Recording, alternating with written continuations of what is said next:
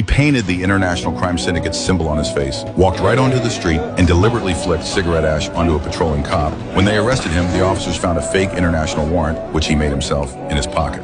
That was the ticket. Just like that, he successfully infiltrated the most secure maximum security prison in Malaysia, the one nobody ever escapes from. His goal? Take down the notorious arms dealer and save his kidnapped girlfriend. During the routine intake inspection, his weapons were all perfectly disguised. He'd pre-wrapped microplastic explosives in chewing gum. He hid the fuse and a tracking beacon inside a cigarette. And he'd injected a lethal toxin into a bottle of hair gel. The guards didn't think twice about any of these everyday items. Once inside each side, he meticulously waited for an opportunity to get close to the arms dealer.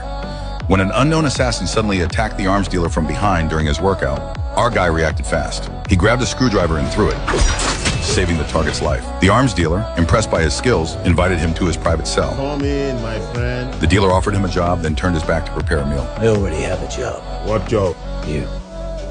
He choked the dealer with the staff and quickly muffled his mouth with a piece of cloth, knocking him out cold for a few moments.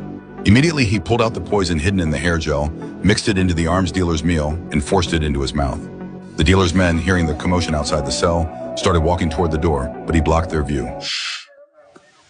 The henchmen mistakenly believed their boss was just performing his usual prayers, so they dared not interrupt and quietly backed off. He then walked out of the cell and away from the crowds. He took out the chewing gum and stuck it to a wall. He pulled out the cigarette, extracted the fuse, and lit it up. The prison guards noticed him and started closing in. He swallowed the tracking beacon that was hidden inside the cigarette. The guards were now only 30 meters away. He ducked and curled up against the wall. A guard fired a warning shot. He burst out from behind the wall and sprinted toward the cliff edge. He took a running leap and plunged into the sea in a perfect dive, swimming toward the fishing boat waiting for him. He climbed aboard safely and immediately contacted the kidnappers.